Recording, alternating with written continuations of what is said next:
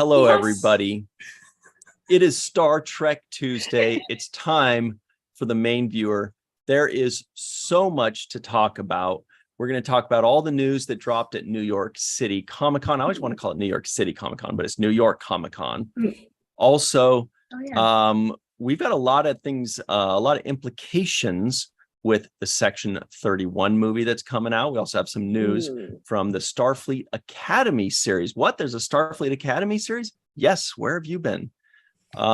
There's a lot of stuff there. There's comic news. There's clothing line. There's music news. There's so much going on. We have to just get into it.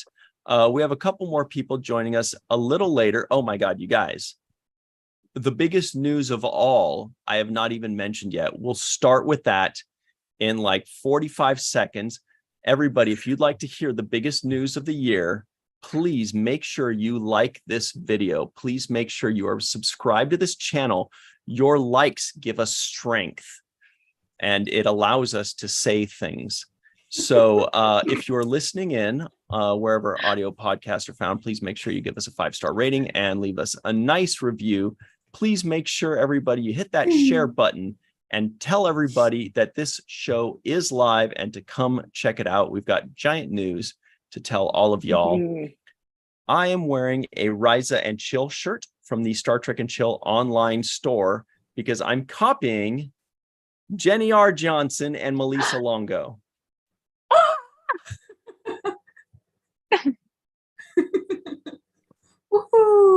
How are you today, Jenny? I'm fantastic. I'm fantastic. That's how fantastic I am. I'm fantastic. Fantastic. Yes. Wonderful. What about you, Melissa Longo? How am I doing today? Great. I'm a little wacky, but great. You're not the only one.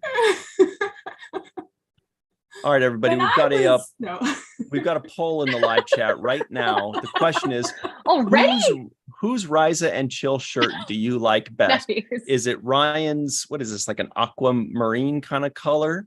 Is it Jenny R. standard black, midnight black as night? Or is it Melissa Longo's maroon or burgundy? Maroon. Could be burgundy. Makes you think of wine, maybe. Let us know which one you like best. The good news is you can get any of these 3 colors and like a dozen other colors, any size you like, in the description box below. Just click that link, get your very own Riza and Chill shirt, and be the envy of all your friends and the envy of all your enemies. Everybody listening in, it's a really cool shirt. Just click the link in the description box below and check it out.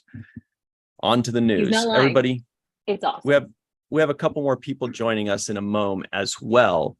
But before we get into all of that, actually, you know what? Let's just let one of them in right now to discuss the giant news. Does anybody know in the live chat? Make your guesses. What is the gigantic, enormous news that has not yet been teased at the top?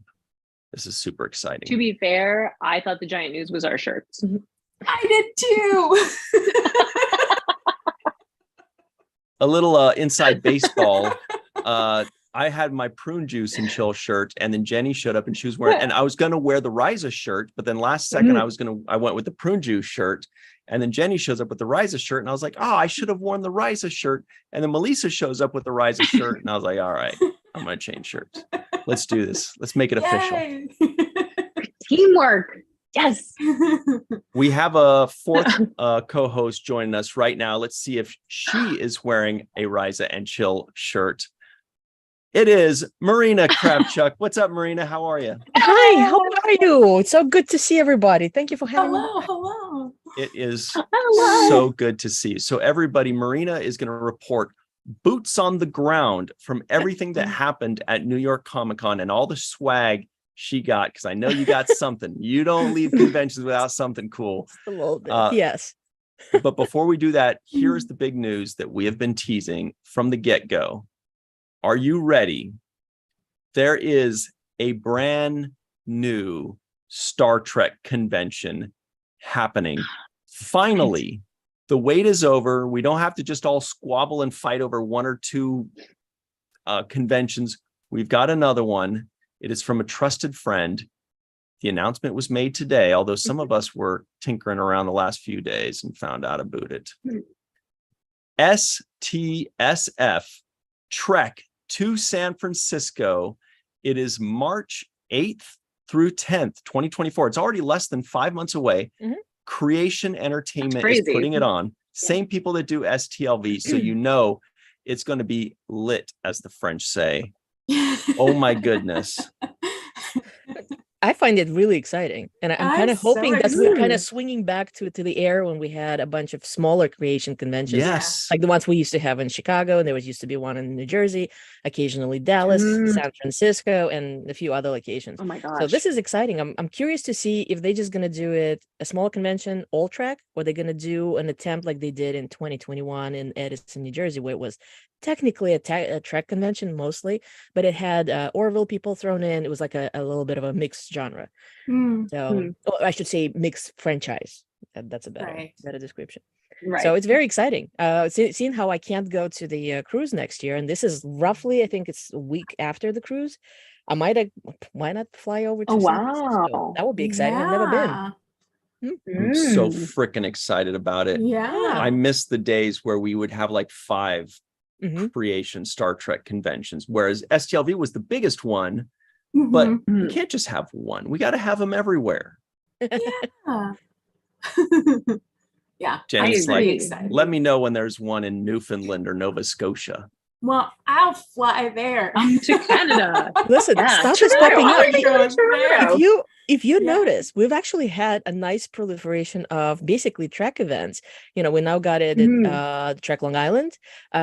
Just this week, I mean, Yes. granted, we're on the other side of the world for this, but there was a convention in Australia in 2 cities, like one day in Sydney, one day in Melbourne. And Nice. next weekend, there's going to be one in Auckland in New Zealand, and it's like Trek people thrown in. I'm like, this is exciting. Maybe we're going to have like, I don't know, mushrooms popping up, like smaller conventions with Trek guests. Yeah. I love that. Yeah. So I'm very excited. It's less than 5 months away. We don't know anything about it yet. We know where it is. We think we know where it is. If you go over to the creationentertainment.com website. Oh, look, Marina's typing away. She's like, what the heck? No, I know that I saw a post which I actually shared in the experiences group, which is it's the dates and the nice, well, what you just showed, the nice graphic. But it was like, but details coming until they confirm it themselves, but on the website, they're already saying where it is. I don't know how confirmed that is, but it is their website. So check that out. Very exciting for those of us that want to go to it, like me. Now, let's talk about the past a tiny bit. I just have to throw out, back of the head said, I would train to San Francisco. That kind of sounds fun. Yeah. Take a train. Oh, yeah. However, we did have a gigantic convention that just happened. Yes. And right now, everybody's like, that's cool. That's great. That's in 4 or 5 months. But we literally just had something. Can we talk about that? And Marina is here to catch us all up on that. But let's actually, first off, Marina, how was your overall experience? Pretty good. I got to do pretty much everything that I set out to do. I had one photo op, I had a couple of panels, and then I basically spent the rest of the weekend. I only went 2 days, Saturday and Sunday, just basically trawling through the vendor hall, checking out the booths. And yes, I did pick up a couple of items. And that was really it. And of course, hanging out with friends, because there's usually a traditional post-convention gig party, if you will, at one of the pubs in New York. Awesome. And so I unfortunately only could be there for a couple hours because I had to work Monday morning. But it was very nice. I'd say New York Comic Con is pretty much back to its pre-pandemic chaos because the crowds were just massive. I can't wait to see the official report because It's definitely over 200. I can tell you that much. I mean, they already hit 200 last year when we were kind of slowly coming back to the usual. And I want to know what it was this year because 200,000 Mind-blowing. people. I think the top Gross. is 2019. They hit 260 or 270, something like that, over 4 days. Wow. So yeah, it's enormous. It's in terms of people, I think that's the crazy. largest convention in the world. So That's yeah. crazy. Or as Jenny Johnson would call 200,000 people, a country. Basically, I mean, there are countries that have fewer people, I'm sure. That's true. So yeah, so it Oh was, my gosh, it that's was wild. great. It was great to see. There was quite a lot of sprinkling of, Star Trek uniforms, especially like around the time when, we had the Star Trek Universe panel. So of course, all of a sudden, you have this influx into the wing where one of the stages is. I was like, oh yeah, that's very obviously people going to the Star Trek panel. And then we didn't have that many guests who were specific to Star Trek. I mean, Ron Perlman, who's technically he was on Nemesis, and D. Bradley Baker was there, and maybe a couple others, but nobody who from like main casts, unfortunately. That was just obviously because of the strike. Even those guests that showed up, kudos to them. They were absolutely marvelous. I heard a lot of, people reporting on wonderful interactions, actors making themselves available to the fans and doing the photo ops and the autographing and everything. But of course, the panels were not, it was the same. Actually, not the same. I think it sounded like it was worse than we had in Vegas. Vegas, at least, the hosts kind of put in real thought, and a lot of fans were asking really good questions. In this case, I heard reports of Q&A panels with headliners being like 25 minutes long, literally, talking about, like, I don't know, dogs and how to make tea and all sorts of You just put it add hot water. yeah, right? so that well, is kind of a but having said that, hang on a second, Marina. I'm sorry. was nice. Yeah, we've got a breaking news here, everybody. Captain, incoming message. Here is the breaking news. Our good friend Aaron Waltke is in the live chat, writer producer of Star Trek Prodigy. Of course, he says, if they buy me a plane ticket, I will gladly be a guest at any convention anywhere. You know what that reminds me of? It reminds me of Winston Zedmore in Ghostbusters, who says, as long as there's a steady paycheck in it, I'll believe in anything you say. Great dude.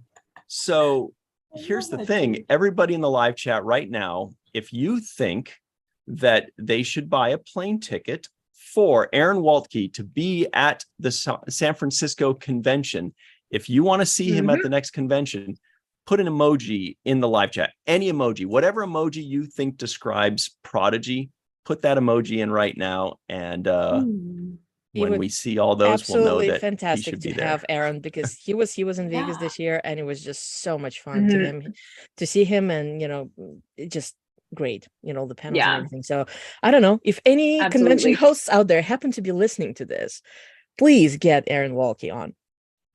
Great guy, love him. Everybody, also, we have an update to the poll question. I think that there may have been some kind of mistake, some kind of glitch, because it's got 40% say that Jenny has the best shirt, 59% said Melissa has the best shirt, and maybe my contact lenses aren't working correct. It says 0% voted for Ryan's shirt.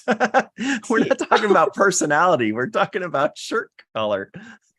Yeah, I should have logged in earlier, because my shirt has nothing to do with track, but it could have actually proved the winner. It says, I may look calm, and there's a crazy chicken on it. And then the bottom it says, but in my mind, in my head, I already packed you 3 times. Ooh, that's fun. I like that. All right. Oh my gosh. That's weird. Let's get to an article very quickly about Marina's experience here, because this is huge news as well. We're all just giddy about this new announcement, but check this out. This is from screenrant.com, written by someone named John Orchiola, aka Back of the Head, in the live chat, also on Twitter. It's entitled Star Trek's new YA show will be really funny, says executive producer. Basically, we're talking about Starfleet Academy, which is Mhm. freaking amazing. Mm. It says Star Trek executive producer Alex Kurtzman discussed the upcoming Star Trek Starfleet Academy series at New York Comic-Con, which he lauded as, quote, really funny. Starfleet Academy was announced in March 2023, and the YA-centric series will introduce us to a young group of cadets who come together to pursue a common dream of hope and optimism. Under the watchful and demanding eyes of their instructors, they will discover what it takes to become Starfleet officers as they navigate blossoming friendships, explosive rivalries, first loves, and a new enemy that threatens both the Academy and the Federation itself. Production on Starfleet Academy is set to begin in 2024. Whoa. Yeah. 2024. Finally, we can talk about this. Mm. And by we, I mean the writers that are writing this thing. Yeah. Um, That was very nice because it's been reported between Screen Rant and Trek Movie, you get this nice chunks what they were reporting on bits and pieces of the panel, because obviously they had to touch upon different productions, so that was one of them. Mm. And yeah, that was the big confirmation from Alex Kurtzman that parties involved, meaning the writing staff, is back to work. Thankfully, this WGA strike is over, so they're back in terms of starting up on the pre-production. And I mean, obviously, he couldn't give us any specifics, but at least we know that Yeah. they're back at looking at things. And I'm sure we're going to touch upon the other one being the Section 31 movie with Michelle Yeoh, which was right. kind of But like hang on, when we're spoiled. talking about the Yeah. writers of Yeah. Starfleet Academy, can we go ahead and point out this Tony. particular writer? Yes. Yes. That's the best part Yeah. about it. That's why I'm excited about it. I mean, I don't know if it's Yeah, me thematically too. going to fit me as an audience, but I'm just excited that she's part of it. Mhm. We've got Tawny Newsome is writing on the Starfleet Academy series. This reported everywhere. This graphic was made by Trek Central. Were you at this panel where they were announcing this, Marina? Did they mention this in where you were? Well, the fact that she's going to be the writer was announced actually a while ago. So they just Yeah. confirmed Mhm. it. They brought Right. it up. But yeah, all these separate reports, like separate articles, this was all just part of this one giant panel. So that the Right. Section 31, speaking about Prodigy, watching the lower decks, that was all just one part of this giant panel that we had, which is the exciting cool. part about going to a Star Trek Universe panel, because they it's this one. It is Star Trek Universe. Like, we get a little Yeah. bit of everything. Yeah. And then, of course, you kind of have to report on everything separately because it is nicely chunkable. I don't know how to Yeah. put it. Yeah. But yeah, I was gonna say they slightly spoiled the fact that something's gonna come up about Section 31, because they had Michelle Yeoh on that giant Star Trek banner that they always hang Right. in Crystal Palace. Crystal Palace is the portion of Javits that is like all made out of glass. It's all curtain wall. And when I saw the pictures, I'm like, oh well, they had Picard. Okay, Picard just ended, and then the last one is Michelle Yeoh. I'm like, oh, something's gonna come up. Maybe I was hopelessly hoping maybe they'll even do a teaser, even though realistically, given the strike, just not possible that they already Yeah. in any kind of production. But still, it was like, well, something's gonna come up. And if you want to kind of bring this up, there was a separate report about it. The fact that Michelle Yeoh kind of used her clout, being the Academy Award winner, to kind of like to push to have that project not be canceled, but continue, like it's something that's going to happen. So we'll see. I don't know. I That's don't great. remember if they Mhm. mentioned any dates, but at least it's still out there. Yeah. Mhm. Yeah. Well, they can't mention really any dates until the SAG strike is over, Yeah, that's true. Yeah. Yes. because they can't do production. They can't. Yeah. Yeah, but it's Stop wonderful to know that production. she's still sort of like not only involved, but that she's invested. She wants to have that project happen. Yeah, definitely. Mhm. Yeah. Yeah. Attached and excited about it. Yeah. Mhm. Yeah. Yeah. But Yeah, that's what I was thing that- worried about. Sorry, go Yeah. ahead, Melissa. No, going back to the article, the thing that I picked up from Alex Kurtzman is the excited tone he had with the writers that he's working with, including Tawny Newsome. He went so far as to call her a genius. And so that's kind of exciting, that it's exciting when you see people who are doing jobs that they are really passionate about and are really excited about. And you really get that sense from this article. It's a great point. Check it out. It says it. Here's the exact quote Melissa is referring to. He says, Alex Kurtzman, that is, "So we are back in the writer's room. We are officially going to start shooting next year. Noga Landau, the amazing Noga Landau, and I are running it. For all the Nancy Drew fans out there, she's incredible. First of all, it's the greatest writing staff. We had so much joy just getting each other through the strike, staying connected and driven, and coming back into the room and working was so wonderful. We just came back this week, as a matter of fact, and one of our writers is, in fact, Tawny Newsome, which is really exciting. She's a genius." Now, Marina, but you brought up a good point, which was, I thought they already announced that too, but then I guess now they announced it and made it official, and before it was theoretical. Because I thought that this was already mentioned or rumored. She was definitely announced, and as a matter of fact, when the WGA strike started, she was already on the lines because she was technically part of the writers' room for that future project. So that's no, that has been a thing for a while. I'm trying to think. Sometime in the spring, I think they made the announcement. I mean, I'm sure we can look it up. Maybe also because since didn't her episode of Strange New Worlds air after that aired in the summer, right? Yeah. So it's very possible that they know that more people know who she is now, and that it's more of it's more of an announcement to make somewhere like NYCC because she's an even bigger name than she was in the spring when it was first announced. Well, and also the fact that she was announced as being attached to the Starfleet Academy just as the writer's strike struck. Exactly. So that kind of overshadowed all of the news that came out prior to that. So now that the writer's strike is over, of course they're going to go in and then talk about it a lot more than they could have. It's basically before. sort of like a reminder. It's like a reminder. It's like, we have this thing. It is coming. Here are the writers. And by the way, Tony's, I just looked it up. She announced it herself. It was a tweet in March where she confirmed that she joined the writers' room for Starfleet Academy. So there we are. Yeah. And that is also mentioned by our good buddy Back of the Head in the live chat. Very cool. Now, there's a bit more to this because this is the biggest question right now with the Starfleet Academy series, at least that I'm hearing, which is, when does it happen? Not when are we going to watch it with our eyes, but at what time in the Star Trek universe does it take place? So this article covers that. Thank goodness we finally have an answer, and it reads, Star Trek hasn't officially confirmed what era Star Trek Starfleet Academy is set in, although the show is very likely is a spin-off of Star Trek Discovery and continues that show's 32nd century timeline.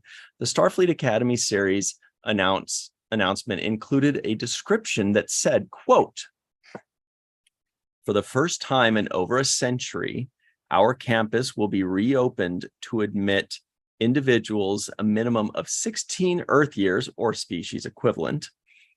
This indicates Starfleet Academy is set in Discovery's time period since the school was reopened in Star Trek Discovery Season 4 after being closed for 100 years due to the burn." Okay. So there really can't be any other option, right?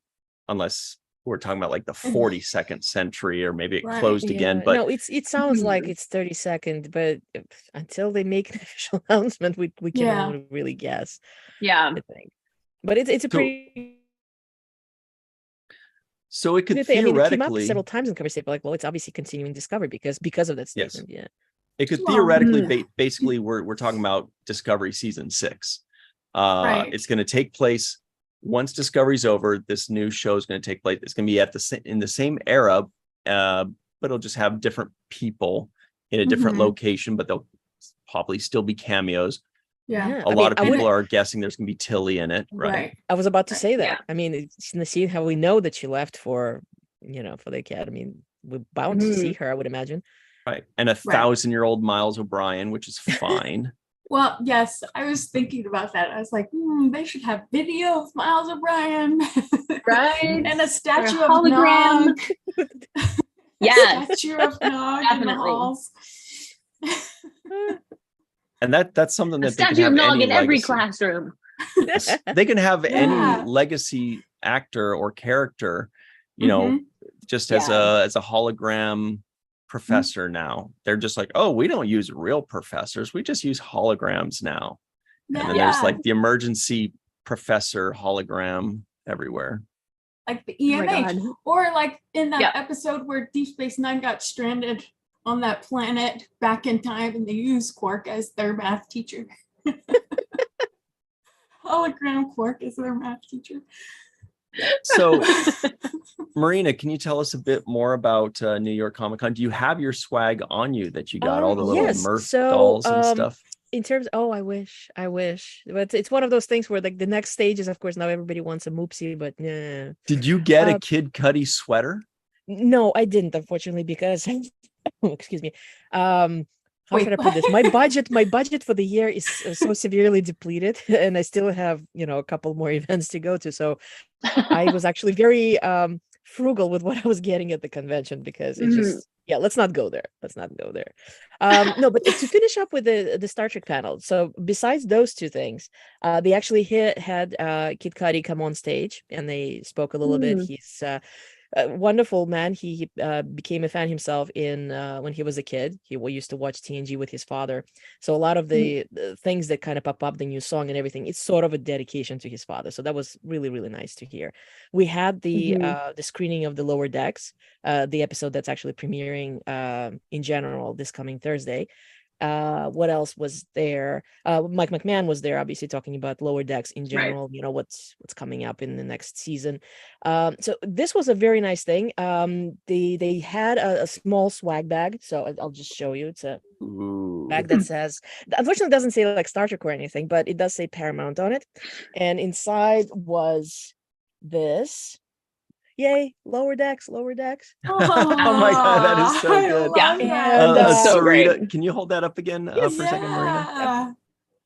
That's so gorgeous. awesome. It's one of those flags. Wow, with the Cerritos. Beautiful. And also a copy of the exclusive comic that's celebrating the 50th anniversary of the animated series. Oh, cool. These were IDW booth was giving them out in general, but they also included it as part of the in case those people who didn't know that IDW was doing it, it was included in the bag for the panel.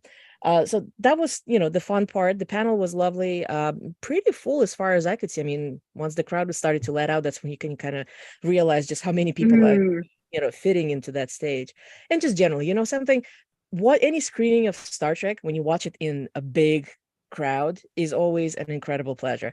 So this is, I don't know how many times I've already done that at New York Comic Con, specifically when they would do a screening and you have, several thousands of people just laughing along with you. It's just absolutely wonderful. So cool. Yeah, I did get to meet D. Bradley Baker, who voices Murph on Prodigy. Right. So I got to congratulate him, on the fact that, the return of Prodigy from the ether of nowhere that Paramount put it to. In terms of other specifically track swag, so Kid Cudi had this large exposition, so all the sweaters and this varsity jacket, which looks pretty wild. It's all officially out, so you can actually go on his website and it's all available for ordering. Several other booths. I mean, we had Hallmark that had I'm not sure if they had any for sale, but at least you could see all the Star Trek ornaments and other decorations. Zen Monkey Studios actually came up with new Lower Decks pins. So I'll show you because I picked up a few. Let's see. So it's like little duos. Oh, that's so cute. Yes. You have Freeman and Ransom. So again, all of this you can find. You can find. I remember those. Yeah. Yeah. Yeah. We voted eh, on those. Really? Yeah, we did. We had a poll. Yeah, there was a poll. That's right. That's right. So Good stuff. lots of wonderful stuff. And, again, just kind of, I was snaking through all the vendor halls, just, it's a wonderful opportunity, especially if you like people watch, which is, When you say snaking, do you mean you would just like bite random con goers? it's Like you would contraindicated, coil and like you're like, nice costume, bite. No, but I mean, like I'm very methodical when I go through the aisles. So I literally just go Me one too. side to side. And I managed to Yeah. usually cover everything, even though, as you can imagine, the vendor hall is pretty gigantic. Javits is a huge Yeah. center. So Mhm. so yeah, that was that. I mean, I suppose I can show you, even though technically that's not a Star Trek thing, but it's a thing that's now branded by New York Comic Con. It's a pizza rat. Oh, yes. Oh my god. That's amazing. It's very fluffy, and I couldn't He's- resist. He Mhm. should be New Yeah. York's mascot. Yeah. The Well, That's official amazing. New York Well, after rat. Yeah. that whole incident with the pizza rat, Yeah. they literally Yeah. have it on everything, on Oh my t-shirts and on God. hoodies, and now we have a little plushie Oh. pins. That's amazing. I love his little hat. Oh my Oh, gosh. that's so great. Mm, yeah, it looks like Ryan had a power outage, but Oh. Oh no. oops, he Oh, will be no. back. Well, let's Um, see. yeah. I wonder if I the just got him. I'm assuming that we're still broadcasting, because on my end it's still Yes. showing that we're live. Yes, it so- does. Yeah. So to summarize, it Yeah. turned out to be a lovely event. Sunday around 6 p.m. we had Mhm. this traditional geek party, which it's specifically geek party because it's not limited to just Trek people, even though majority that tends to show up happens to be wearing Trek outfits. Yeah. And it's it's literally just like a pub hangout. People just Oh, chat, the nice. experiences during the convention, just generally track or whatever comes up. And and then unfortunately that's like, okay, convention weekend is over, and moving on, 365 days to go. Well, maybe sooner though, since San Francisco is. Well, yeah, no, I have. Oh, Exactly. yeah. I mean, Yeah. I have another signing event to go here in New Jersey, and then Oh, I am nice. seriously contemplating driving for a day to Rhode Island Comic Con, where they have Ooh. wonderful guest lineups, and they happen to have Yeah. Linda Hamilton attending, who doesn't do conventions very What? often. So I'm Whoa. serious. I think I Oh, want to fly nice. out. Yeah. Oh my gosh. I Sounds was going to awesome. say Denise Crosby, which is exciting in and of itself, but since Linda Hamilton doesn't do conventions, I'm like, Yeah. Yeah. Who was it And that said, there was a lady What? that said recently that she was like the first female action hero, and it was like 5 years ago, and everybody was like, what about Linda Hamilton oh, and Sigourney Weaver? wasn't Someone, it? I, Yeah, Sigourney Weaver and Linda Hamilton, they were it kind of was first. the Yeah. I don't remember who it the was, but someone just, and it was like somebody that was like Jennifer Lawrence, I think. maybe Jennifer Lawrence. Yeah, it was someone from like Oh, 8 years yeah. ago.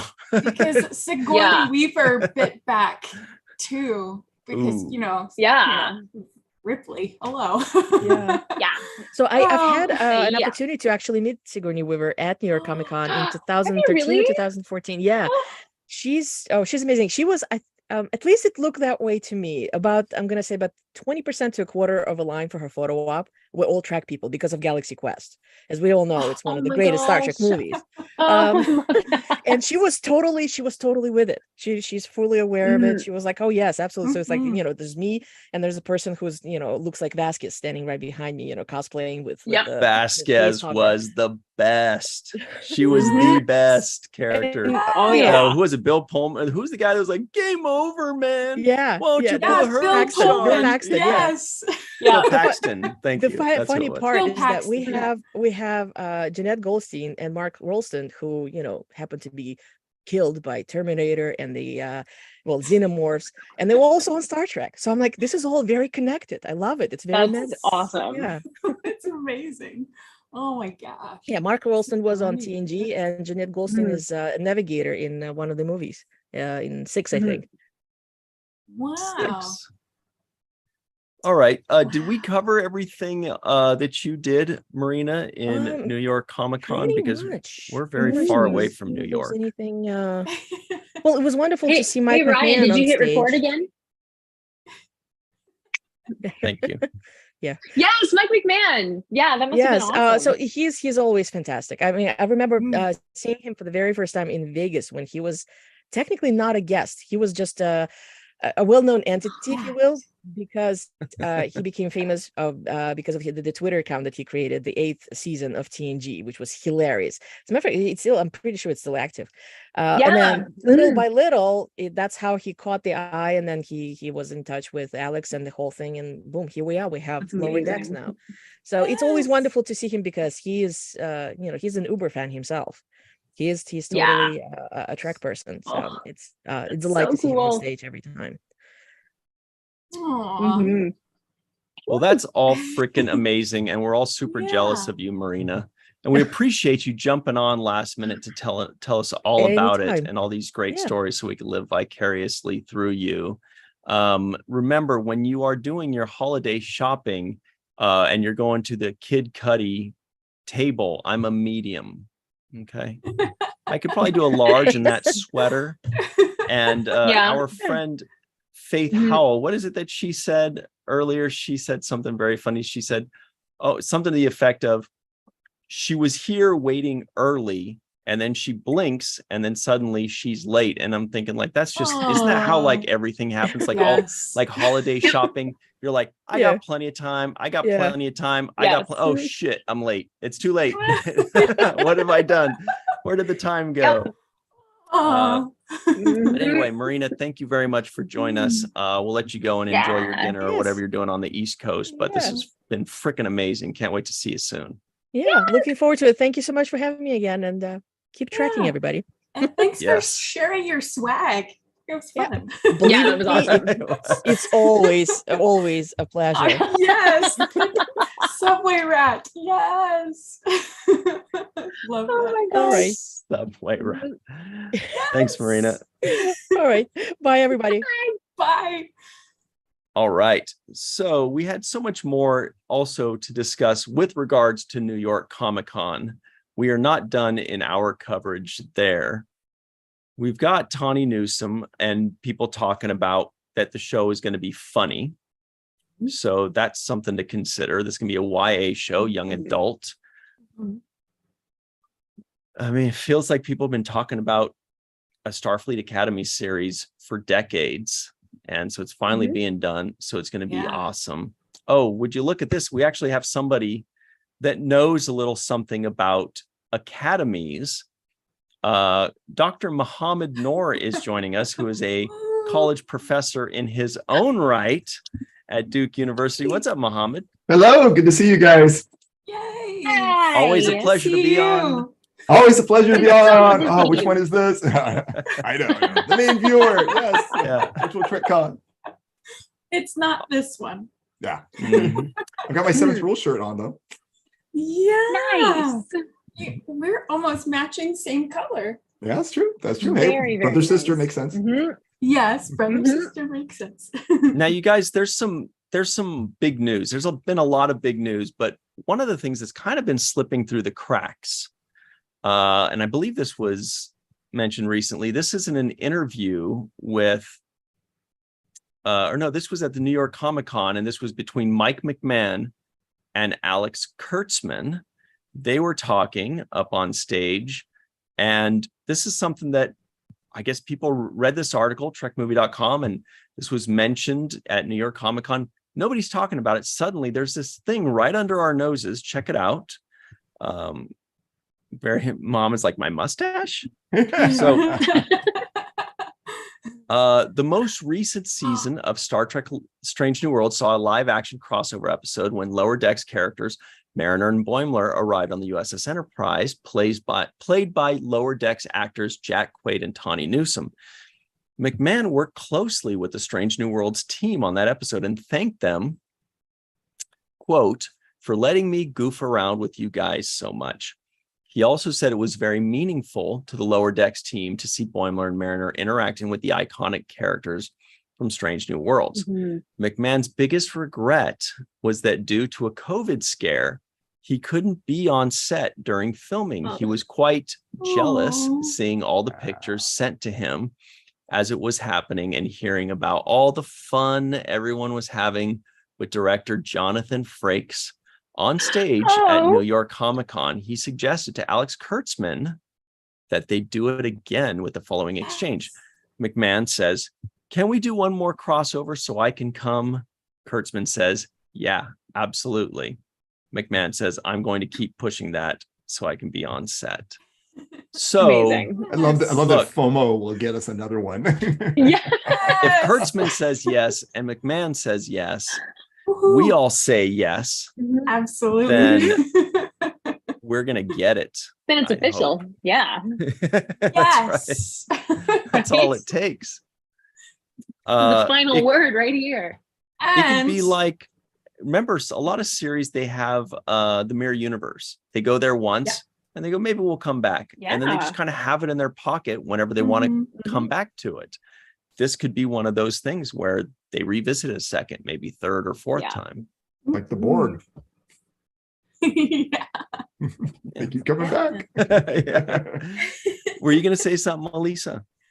I was going to say, and they need to include Jake Sisko. Yes. Great suggestion. Great Make suggestion. that extra crossovery. Absolutely. Yeah. I feel like Jake Sisko he's should just be coming. like threaded Yes. through the universe, you know? I have a feeling and a dream and a hope that by the time this new golden age of Star Trek is over in 3 or 5 or 10 years, Jake Sisko will be revisited 3 or 4 times in 3 or 4 different series, you know, because he could be a hologram in Starfleet Academy. He could be himself in Lower Decks. He could be himself in Prodigy. He could be in Legacy. He could be in the Section 31 movie if they want to time travel and do all kinds of weird stuff. Hey, Yeah. all kinds of stuff. I mean, he is yeah. the son of a prophet, so anything is possible. Exactly. And he's a journalist. Yeah. So who knows what future journalists can do? Maybe they Yeah. can, you know, Which maybe they can bump technically around in time. makes Jake part prophet too. Yep. 1/4, right? Yeah. It's true. Yeah, 1/4. Okay, we'll take it. Yeah. We'll take it. Mhm. Okay, Mohammed, where would you most like to see Jake Sisko show up? Which series or movie? Well, right now I'm just so excited to see more Prodigy that would be the place where I just love to see it come up. Just because I'm just so excited to see like season 2 come out, and who knows, maybe there'll be like a news story, somebody reporting on the whereabouts of where Chakotay went or something like that. And it could be Jake's story, Jake breaking the news. You know? So that's the one that's just stuck in my head right now. But honestly, happy to see him anywhere. Yeah. All It'd right. be cool if there were any Prodigy writers in the, watching right now that they could like maybe take that, For example. The worst thing is if one of these shows is planning on having Jake Sisko come back, they're like, you guys stop talking about it. You're ruining the surprise. He's gonna be in the next season. You guys keep talking about it. We're trying to make this a big surprise, and we're like ruining it for them. Sorry about that. Well, it's not ruining because we're still speculating. But we don't know. Exactly. when we learn that Jake Sisko is going to be in the next season, then we'll be extra excited. Absolutely. So here is the next piece of news, everybody. This is the next item up for bid. Ooh. This is more news from New York Comic-Con regarding Section 31. We've touched on it a little bit, but trekmovie.com covers this one. This is what was mentioned. It says, in April, Paramount Plus announced a Star Trek Section 31 movie event starring Michelle Yeoh in the popular role of Philippa Georgiou from Star Trek Discovery. The original plan was for that project to go into production this fall. The double strikes resulted in a lot of production schedule shifts in Hollywood, with some projects even getting shelved or postponed. But Kurtzman made clear that Yeoh has used her clout in a newly minted Academy Award winner, to keep her Star Trek project on track. Quote, So we are back on our feet after the strike with Section 31. It's happening. Michelle is just the most extraordinary person on every level. She had one of the most unbelievable years that anybody could ever have in the history of ever. And she had a million opportunities to hit the jackpot on it and do other things. And what she did with all of the power she had accrued is make sure that Section 31 was moving forward, end quote. Well, Of course, nothing can that. happen awesome. until the SAG-AFTRA strike is resolved, but it appears that everyone involved is ready and raring to go once that happens. So it sounds like when they say she used her clout, I interpret this, and I could be way off because I don't know anything other than sports and music and animals. But what I'm guessing is she probably has a very full schedule. And they had her slotted for fall. They said, all right, we're going to do her in the fall. And she says, okay. And then in the spring, I have this thing. And then the next summer, I have this thing. And then when they couldn't shoot in the fall, they couldn't go into production. And now they say, okay, well, now we'd have to push back to next year. But Michelle Yeoh had a full schedule. Then I would guess if she really wanted to do this project because she really liked the character, she might have used her clout to tell whatever other production was happening in spring and say, hey, I really need you to push because I have to do this thing. That's how I interpret it. Could be many other things. But it feels like it's some kind of scheduling thing, and her saying, I still want to do your project, production B, but can you push it back so I can do production A that I've been waiting to do for a long time now? What do you guys think? Yeah. Reasonable Awesome. hypothesis. Yeah. Mhm. Yeah, I love that. And I love that she appears to love the character so much that she's still all in. It reminds Yeah, me a that's little awesome. bit of when Whoopi Goldberg took the role of Guinan. I mean, she was Yeah. Oscar nominated. I can't remember if she won or not for The Color Purple, but you know, she was a big star and agreed to do Star Trek. So it just is more evidence as to why Star Trek is so important and how much it affects everyone in such a deep and positive and profound way. So that's great. I love Absolutely. that she's gung-ho about it. So here's something interesting. Our friend War Dogheim in the live chat says, Michelle Yeoh is one of us. And Faith House says, one of us, one of us.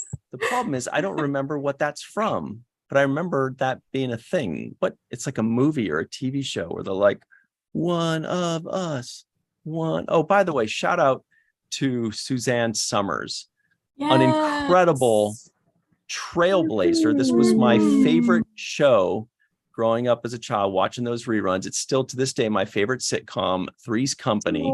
She was a freaking genius and a trailblazer, not just on that show, but just in life.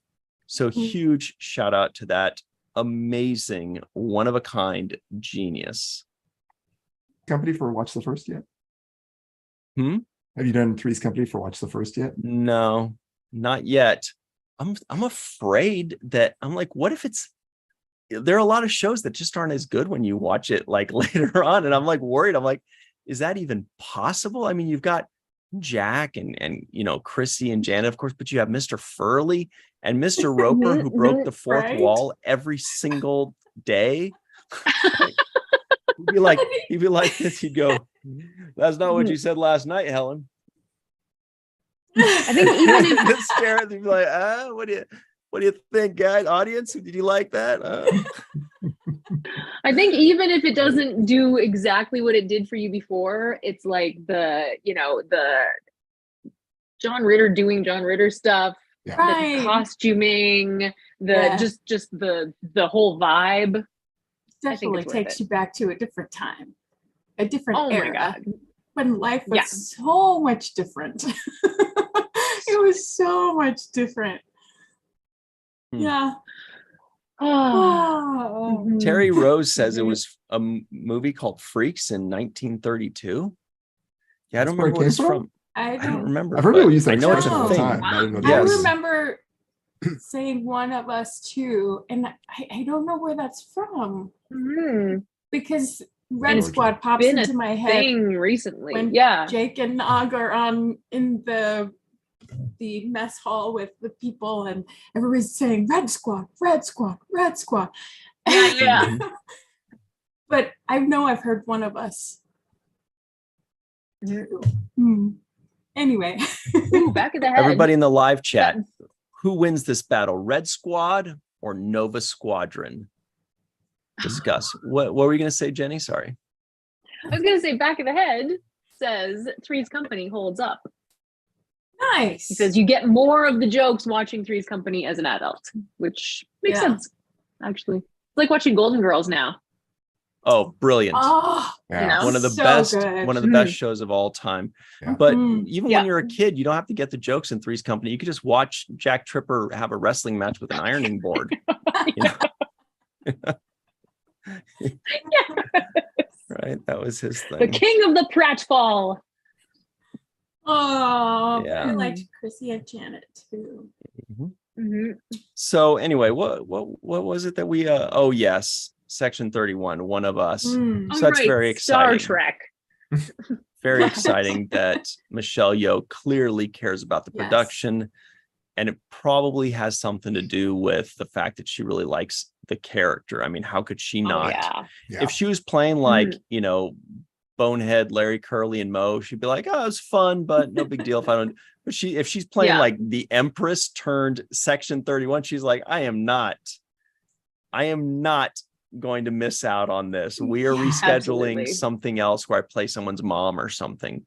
I want this Mhm. one. This one's gonna Yeah, she was a happen. pretty epic mom on Everything Everywhere All at Once. so. Yes, she was. And Mm. talk about a Mhm. different kind of character that Mm. was too. It was Yeah. realistic and quirky and you know, so many levels. Mhm. And there's so much she can do with Giorgio in Section gosh, 31. yeah. There's so many places they can go with her character and so many different things Mhm. that they can explore, especially since they're really just diving into Section 31 for the first time, really, because we Yeah. just skimmed the surface before. But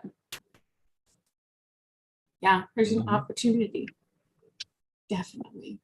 All right. And now just to Mhm. close up our thoughts on New York Comic Con, let's go to StarTrek.com here because I bet they've covered it pretty well. Probably so. This is a full recap in their own words here. Cool design, very fun. Mhm. Boldly Be with Star Trek and Kid Cudi says New York Comic Con 2023 kicked off with the release of an original Kid Cudi song inspired by Star Trek titled Heaven's Gate.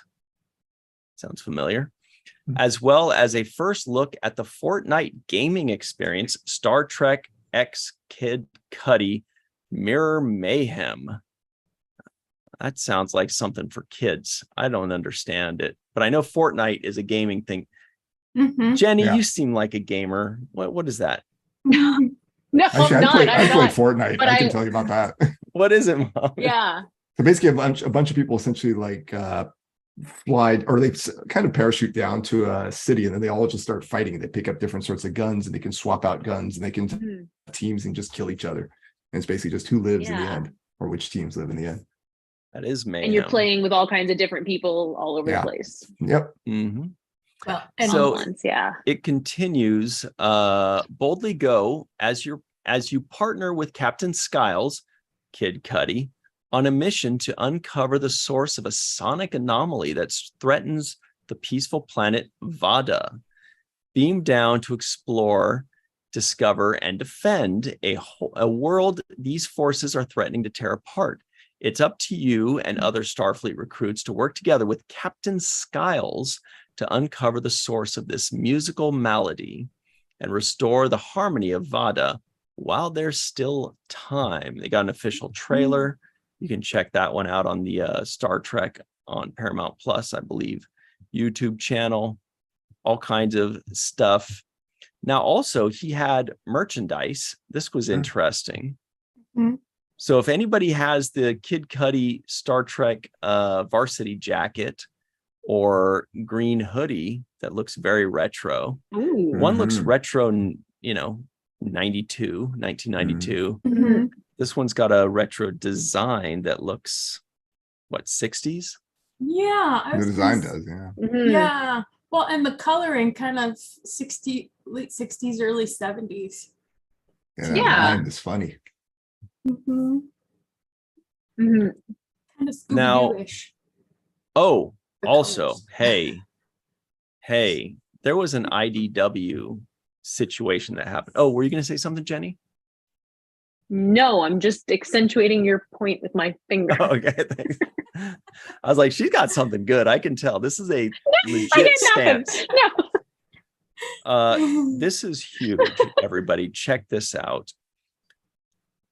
Star Trek, Sons of Star Trek comic to debut next spring. Mm.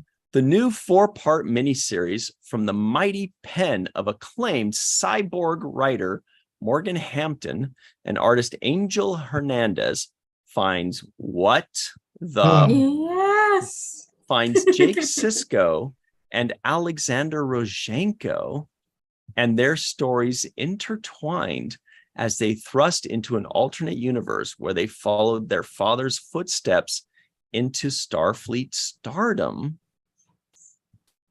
It's got a Cover. cool picture. And who's this Wow. little rascal here? Aw. We also have Lieutenant Junior Grade Nog, not to forget. And we have this guy that looks like he's going to open up his jacket and be like, you want some watches? I can sell you some watches. That's Q Junior. Oh, is it? Yeah. Yeah. Yeah. Oh, yeah, you're right. There's Q. Yeah. Oh, and Rom. That's amazing. That That's art really is cool. beautiful too. Yeah. Mhm. Agreed. So I like that how- looks, Jake's That- faded into the Deep Space Nine. Oh yeah, oh, that's yeah, amazing. you're right. His Yeah. neck. Yeah, it's Yeah. So beautifully cool. done. Mhm. Yeah, good art. So this is coming out this spring. That is really Wow. cool. That's going to do Mhm. beautifully, I hope. Everybody be sure to check that out. Cover by Jake Bartok. What? That's almost like Martok. Yeah. Yeah.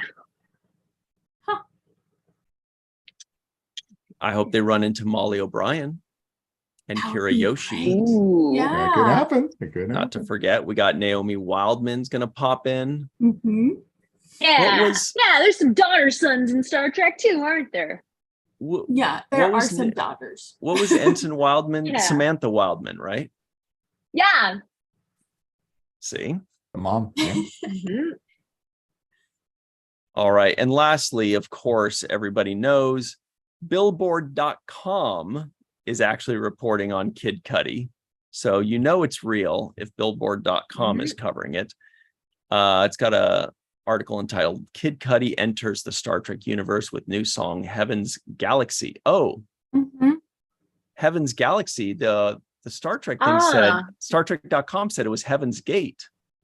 Yes, I like That was- Heaven's I knew Galaxy I better. didn't- I knew I didn't read that wrong. Yeah, I was like, do they Yeah. is this a spoof? What, I don't know what's happening, but I guess it's a typo. That makes more I sense. think it's a typo because I was typing out Heaven's Galaxy before and I typed out as Heaven's Gate because my brain automatically went Yeah. to Heaven's Gate.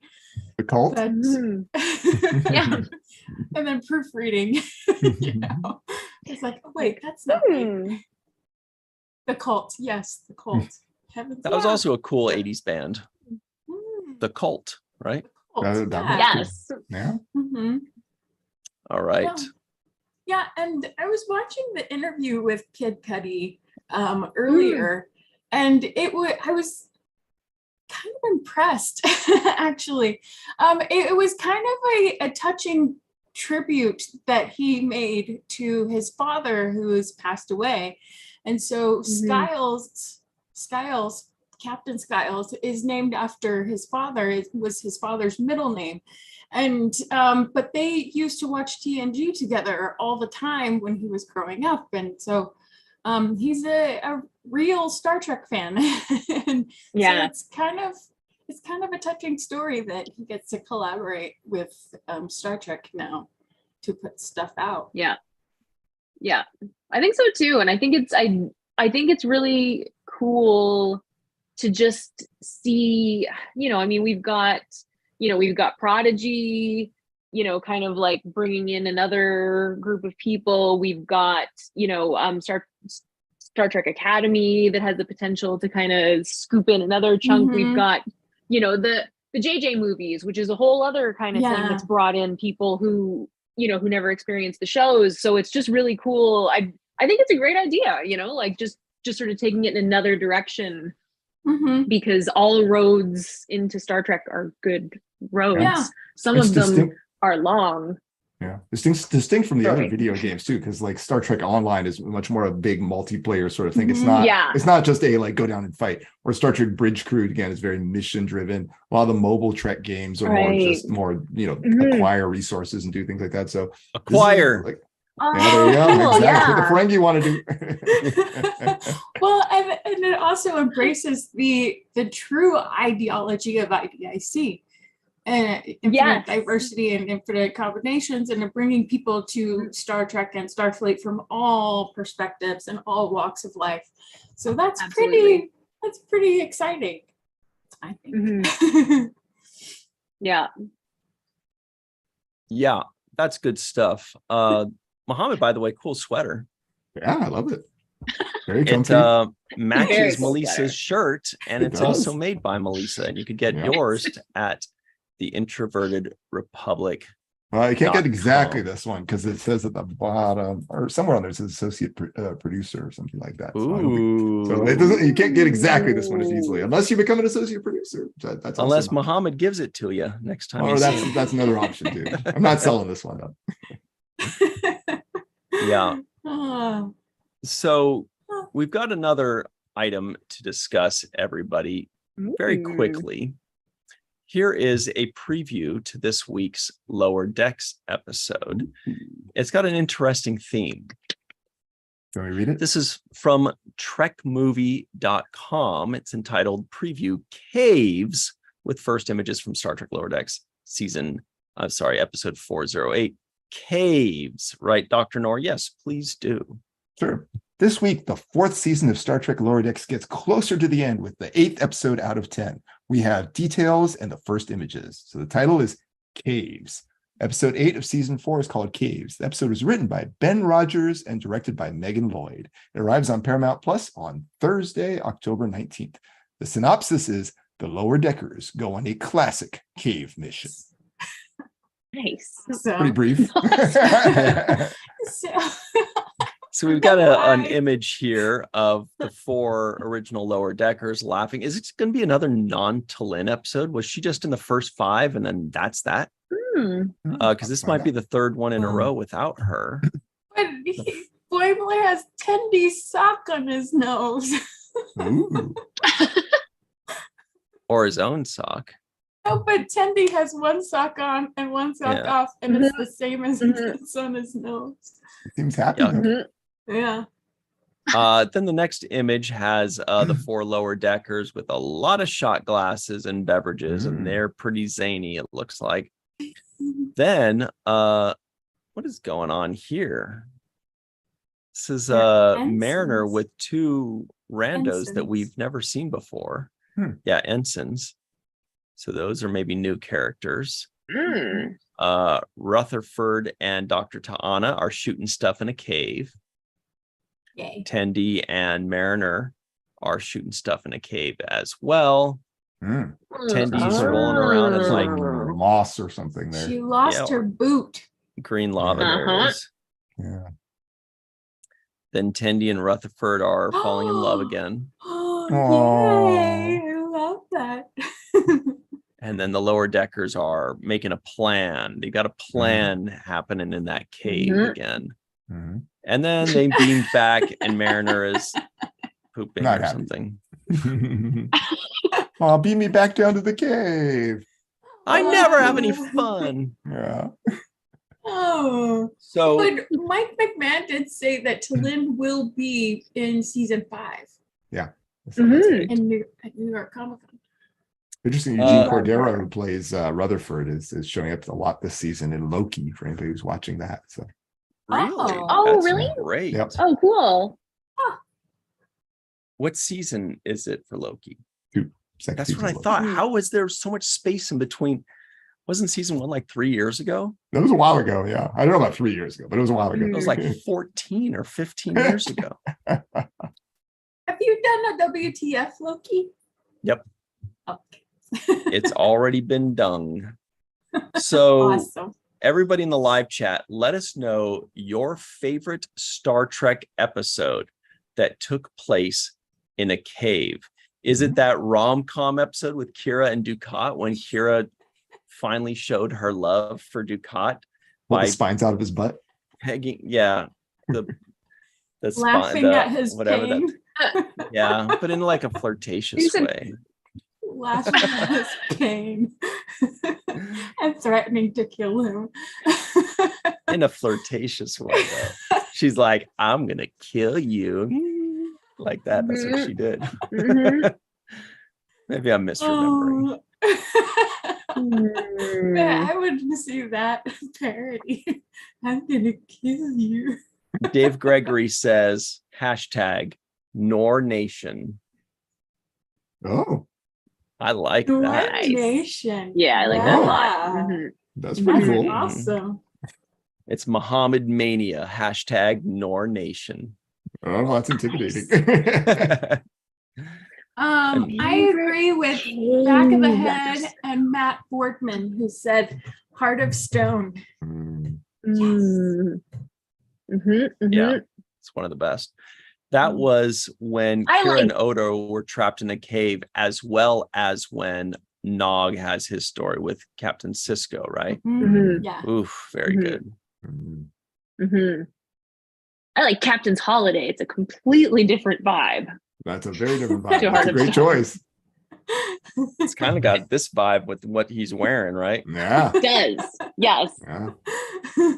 Got sexy vibes. And He I and love that you Archer, did it. I would say Dance. Picard and Archer are the ones that have the captains that have shown the most skin, right? Certainly the most thigh. Yeah. I mean, be kind of yeah, scared yeah, to know yeah. what Janeway that there. Well, Yeah. I mean, not in a bad way, but just Yeah, I was thinking, well, No, no. Mariner has, racy but is what I not meant. Freeman. Yes. Freeman has not. Yeah, no. Mariner's Yeah. not technically a captain. Mhm. I don't remember Okay. Cisco doing that. Not Oh, technically. actually, no. Cisco was on the beach that one time where he This fell in is love with Jennifer, remember? true. Yes, Yes. with his Mhm. little purple shorts. And he was like kind Oh. of aggressive with her. He was adorable. A little bit. He was very forward. Yeah. He was like, "You love me." Didn't Yeah. we see a lot of Kirk too, though? Probably. I mean, it was a lot of shirtlessness. Yeah. I don't know about the butt so much. Yeah. Well, yeah. 4 TOS episodes today, and he had his shirt off, or at least ripped open, at least 3 times. I'm pretty sure.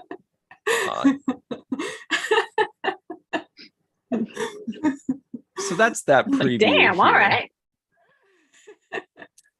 And there's a lot of talk about the IDW Sons of Star Trek series. So they're talking about it a lot.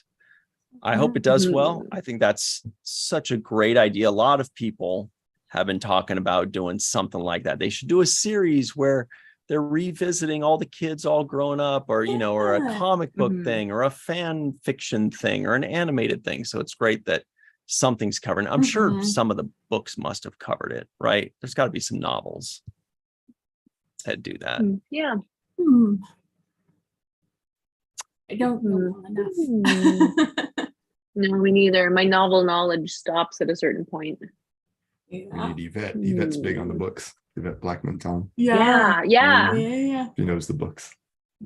Yeah. Well, that Benjamin Sisko autobiography has just come out recently. Hmm. Yes. And it's climbing the charts too. Mhm. And deservedly so. Mhm. Absolutely. That is our good buddy Derek Tyler Attico, if I remember Yes. correctly. Look, we kind of have to do this, everybody. So there's going to be, people are going to be typing 2 words in the live chat for this. It's not going to be a naughty 2 words, but once one of them says it, they're all going to start saying it. This next article is from screenrant.com, and it states, For All Mankind, season 4 release date, trailer, story, and everything we know. Yeah, those 2 words, of course, are Hi, Bob. And Bob. Yeah. Mohammed, would you like to read this summary here? Sure. For All Mankind, season 4 will take place in 2003. And he settled on Mars and focused on mining valuable minerals from asteroids. Tensions arise in the new season due to the potential pot of gold that the minerals present, creating international tensions. The season will explore the long-term ramifications of the events in the previous season, showcasing the changes and challenges faced by the characters. There's an interesting preview of it. I don't know if people have seen the trailer online. There's 2 versions of the trailer. One of them is just a like a recruitment video for the company Helios, which you might remember is the company that the independent group, the company, essentially the Elon Musk equivalent that made it over to Mars. It was also Beverly Crusher and Jack Crusher's ship, if I remember correctly. In was it called the Helios? 3. Oh, maybe so. Wasn't maybe it? so. Or Elios. I don't know. I mean, Helios, but I think Helios. similar origins. Yeah. Maybe. And then there's a separate trailer, which is more substantive about the actual plot in there, which there was an asteroid that I think had a lot of iridium or some other very valuable thing. And they said, this is more than it's on the entire planet. And everybody was like basically competing to get access to it. Oh, cool. Yeah. This is a show I need to catch up on. Mm-hmm. It's a great show. I need to the previous season, they made it to Mars Yeah. in the previous season. They had a race to get there, but they ended up having to cooperate to get there. But then one of the characters got pregnant and had to be essentially lifted off, and people had to get left behind because they didn't have the resources to get people back. So that was where it left off. There was also a disaster back on Earth where one of the main characters was thought to be killed off, but then we saw a super short clip of her like hiding off in Russia or something like that. Oh boy, that old trick. Very exciting. There's a lot to read about, everybody, including the season 4 release date that has been set for November 8th, right? You'll just have to read the article to find it. No, I'm just kidding. You're very close, Mohammed. Would you like to read this part? Sure. Right I was off by a little bit. The For All Mankind season 4 release date has been set for November 10th, 2023. Like previous seasons, upcoming episodes of For All Mankind will debut exclusively on Apple TV. Episodes of the next season of For All Mankind will be released weekly on Fridays from November 10th onwards, with the finale arriving on January 12th, 2024. She's got a great smile. She does. I love her character too. Oh, the other thing that was really interesting in the last season of For All Mankind is there was a female Republican president who came out as gay. So it'll be like, wow. And it was just kind of left at that. Like she went then at the very end to go see her girlfriend. She'd been in the closet up until that point in time. So it's going to be like, wow, I wonder what the ramifications of that were. Yeah.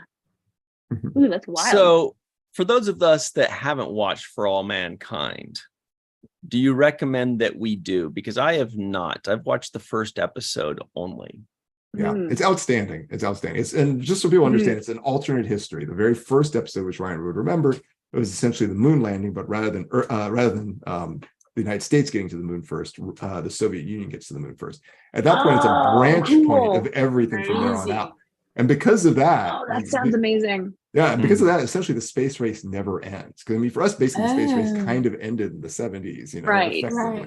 But with this, it never ends. So then the second season takes place in the 70s. Ted Kennedy has become president. Everything has changed, right? And then the third season is I think it's in the 90s. Brilliant idea. Finally idea. get to Mars, yeah. And then now Oh, we're that's jumping to awesome. 2003. Yeah. So we're in 2003, Very but cool. the space race has been raging for 50 years. Right. Yeah, because they're already on Mars. I mean, they've been on Mars since the 90s, right? Yeah. Wow, that's crazy. Okay, I love that. That's wow. Yeah. It's interesting seeing the things that are still consistent with what was true in those time frames versus not, like things that have changed dramatically versus not. Like the Ted Kennedy thing was very subtle in the very first episode. Ryan might remember it. He got called back from when he was going to host a party over in Chappaquiddick.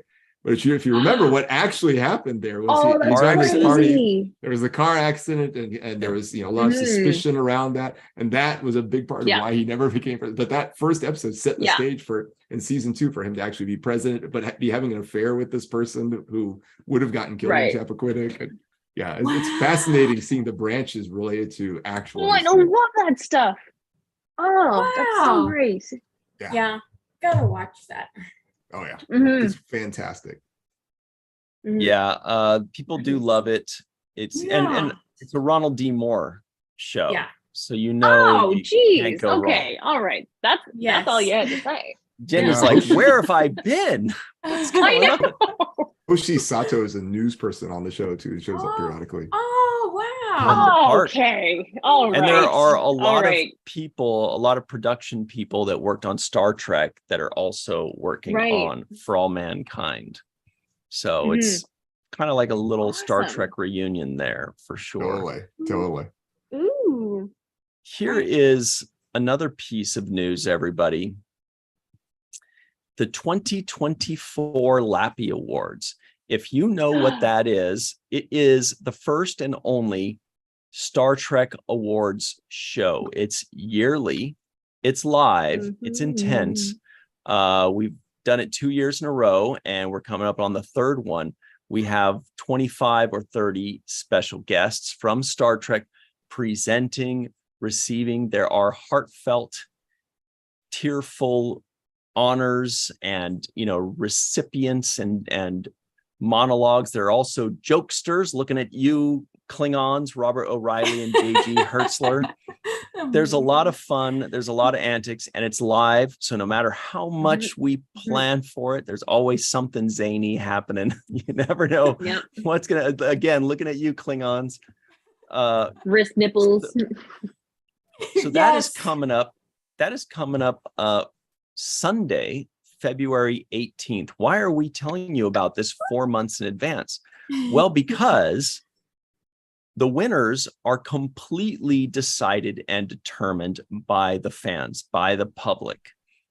And that voting is starting. The qualifying rounds are starting this Friday. This Friday, we're opening up the first few categories. And for the next several weeks, we will have everybody voting on these categories. We're not going to be doing any of the new ones until Lower Decks season 4, episode 10. The finale is over, so that everybody gets a fair shake. We have some legacy categories that are just everything before 2017. We have a new category, which is everything that happened in 2023, everything that's new. And then we have a universe category, which is all Star Trek, new and old and whatever, and everything in between, movies and TV. So the preliminary voting begins this Friday, and that will determine the finalists. Then in mid-December, the finalists will go up on a Google form for everybody to pick the champion. Muhammad's going like this because he's anticipating a lot of work because he's the one that puts that Google form together, but he's really good and fast at it. It's crazy how good he is at it. I enjoy it. It's fun. This is such nerdy fun. And then all the fans vote throughout December for the winner. And then just, a month and a half or so later, we announce the winners on the 2024 Lappy Awards. That's LLAPY Awards for Live Long and Prosper Awards, or as Mike McMahon called them, the Live Long and Prospery Awards. So everybody, be sure you tell all your friends about that. The voting starts again on Friday. You'll know about it live on our next live show, Star Trek and Chill. And it'll all the preliminary voting will happen in the Star Trek and Chill Facebook group, Virtual Trekons Facebook group, and everywhere you can share it, anywhere you want to share it, that's where you can vote from. But then the champions will be voted only on that Google form in a couple months. Does that make sense? Oh, very clear. Yeah. All right. So that's going to be really exciting. And we are super excited about it. And that's going to be a part of Virtual TrekCon 5, which is a 5-day virtual event, all fan interactive, all free, all live, all crazy. That is February 15th through 19th, with the Lappy Awards being like the crowning jewel, the cherry on top, the Kalamata olive and that giant Greek salad, you know? Nice. I hope there's more than one. I know. Well, sometimes Just the one. Bing. sometimes they put like 2 olives in there. I and you're know like, they do. I seriously? know. Come on, Yeah. Olive Garden. It's an olive twosome. Yeah. That's not a Yep. anyway. East Side Mario's, same thing. Well, let's talk about this week very quickly, everybody. So yesterday on the Seventh Rule YouTube channel, we released our full review of Star Trek The Next Generation Season 2 episode. What episode was it? Oh, 12, The Royale. Check that out. The full review of The Royale. Did I like that episode? Did Sirach Lofton like that episode? Were we like, find out. It's a ton of fun. Then on Wednesday at 6 p.m. Pacific, that's 9 p.m. Eastern time, go to the Falling Tower YouTube channel. Dr. Muhammad Noor and I co-host Falling Towers Watch the First podcast in which we watch first episode of a series so that you don't have to. But you still can. That's right. We are doing Sci-Fi Month. And on Wednesday, 6 p.m. Pacific, 9 p.m. Eastern time, we have Space Ghost, Coast to Coast, with special guest co-hosts, I should say, Rico E. Anderson and Darth Shuey. Amazing. Did we like that weird ass show? Find out on Wednesday. It was short. It was a short episode. It was like 15 minutes or something like that. I forget. Wait, what? Really? Yeah, it was like 11. I don't know. We'll see. It was short. Space Ghost. Okay. Make sure it's Space Ghost Coast to Coast, not just Coast Space to Ghost. coast. Right. Have the whole thing. Coast to Now, coast. on Thursday at 6 p.m. Pacific, 9 p.m. Eastern time, go to the Seventh Rule YouTube channel, watch our full review of the brand new Lower Decks episode 408 Caves. We'll review that.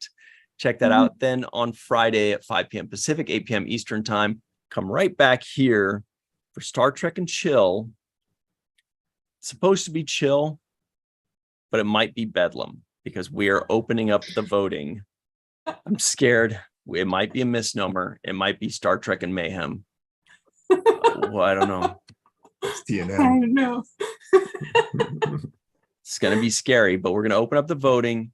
It's going to be awesome. Here are the categories that are up for voting. Best makeup episode on Deep Space Nine. That is the episode in Deep Space Nine that had the best makeup, whether it's a bunch of aliens or Klingons or, whatever it is. Wait a minute. Is that right? Yeah, that's right. Then we have funniest moment on the original series. What was the funniest moment ever in Star Trek, the original series? There are a lot of them.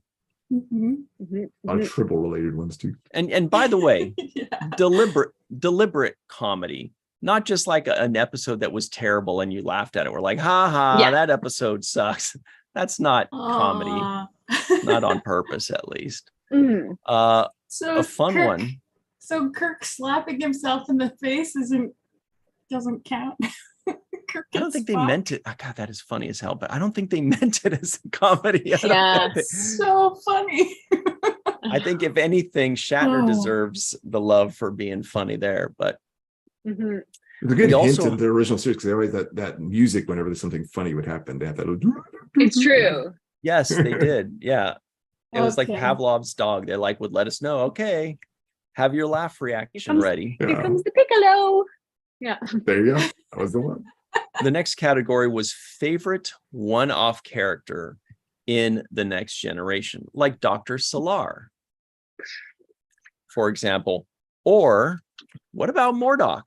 Hey, Mordok. Yeah. Or his cousin or brother. Or Mendon. Yeah, Mendon. Make him. There we Right. go. There you go. Oh, The one off being in cousins. just one episode. Is that correct? Right. Yeah. Either one episode only or one two-parter. Because there's Yeah. something like Yeah. Jellicoe. Yeah. Jellicoe's a one-off Mhm. because he was in a two-parter. Got it. But Shelby would now be off because she showed backup in Picard. No, because this is just in Next Generation. Oh, it's true. That So, would be so, okay. so Shelby could still work. Totally. Good Okay. one. Ooh, so Okona's on the list. Oh, yeah. It's an Yeah. outrageous Yeah. answer. He is outrageous. Truly. So is Jem. Yeah. Truly. Then we also have best ship battle episode. That one's going to be nuts. You guys got to know the episode, not just the ship battle, not just the one where Worf was like, "It is a good day to die," and then they were there shooting. You got to tell us the episode to help us out here. Another really good one. This was all legacy, so this is all pre-2017. My favorite so far, I think, is favorite power couple. That doesn't mean favorite hookup or favorite people that you are shipping, but like a couple that was romantic with each other for a significant amount of time, like say Kira and Odo, or Rom and Lita, or Riker and Troy, and Harrison Balana. I have a question. Would Quark and Grilka work because their destinies were pretty entwined for a while there, and they couldn't get out of the jam that they were in without each other? And then they were romantic too. It's a toughie. I was thinking about that one too, because it's a good one. But how long were they a couple? Like a day or a minute or something, right? Yeah, but it still meant something. It was a weighted, and they were powerful together. They defeated the Klingon The High power, Council. the power couple is for sure that they were a good. I mean, especially her. I don't know. What do you guys think? I don't know. I was just thinking about Worf and Kalar.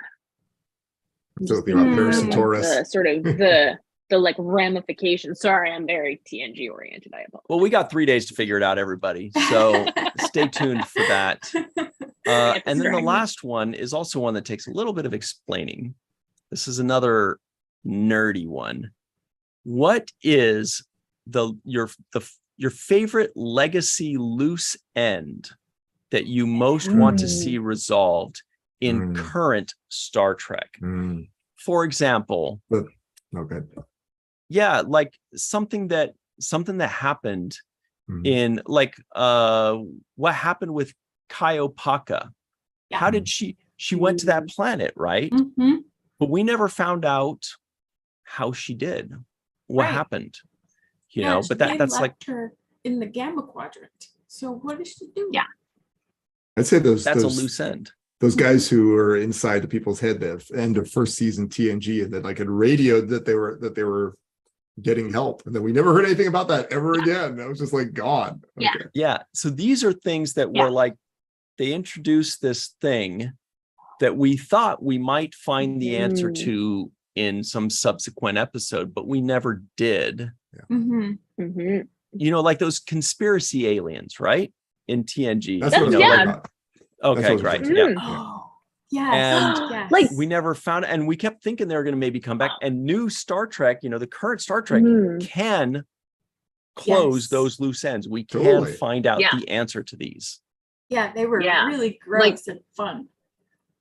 Like, because you might have wondered, like, what happened to what's his face, Sonny? What's his face from the neutral zone in in Star Trek, like the 20th century guy, but then in Lower Decks.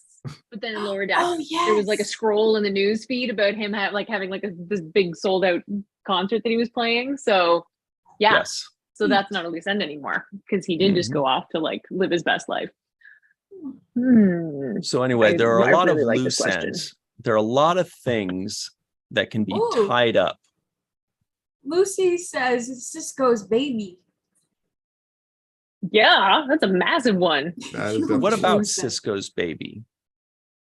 What about Cisco's baby? Yeah, what happened to Exactly. Cisco's baby? Was the baby even born? I mean, did we actually see the Yeah. baby? Right? Yeah. Yeah. Also, there could Oh, be and no, what not happened to literally Cisco. Star Trek Legacy. Yeah, that too. That's what everybody keeps Mhm. asking. They keep waiting. They're like waiting on comic books. Comic books are coming out about Cisco. Well, I think IDW has been addressing that in a series. Mhm. So I think that's all of them. Yeah, that is 6 of them. And that's the first batch that will be unleashed Yes. upon us. That's right, Melissa. Faith Howell, yes. Laz. What happened to Laz? Did he end up getting Was he Odo's... found? No, but did he end up getting Odo's disease, founder disease? That Yeah. and where did he go? LAAS loss. Yeah. Mhm. Good call, Faith Howell. Good stuff. So, all right. Let us go back to the schedule. Lastly, on Sunday at 9 a.m. Pacific, 12 p.m. Eastern Time, we've got our first segment review on the 7th Rule YouTube channel of Season 2, Episode 17 of The Next Generation, entitled Samaritan Snare. And joining us for that episode is the writer of the episode, Robert McCullough. So check that out. McCullough is Aquamarine. Nice. Nice. Yeah. Anyway, so check that out. That is 9 a.m. Pacific, 12 p.m. Eastern Time on the 7th Rule YouTube channel. All good stuff. Look, Jenny R. Johnson, before we go, can you tell everybody where they can find you online? I can. You can find me and my shop on my website at jennyrjohnson.com. On Twitter, for those of you who still remain, I am Jenny R. Johnson. Period. No, but no period. Oh God. Now I screwed it up. Anyway, and everywhere else online, you can find me at Jenny R. Johnson Art. And eventually I'll be at a show next week, but I'll talk about that next week. Yeah. No need to talk. What about you, Melissa A. Longo? Well, there is an A in my first name, and in my middle name, but two. Anyway, you can find me on social media at Melissa Longo, Malissa. And then at the introvertedrepublic.com, under Walking Art Made by Melissa, and Walking Art Made by Melissa on Patreon. There's a lot going on.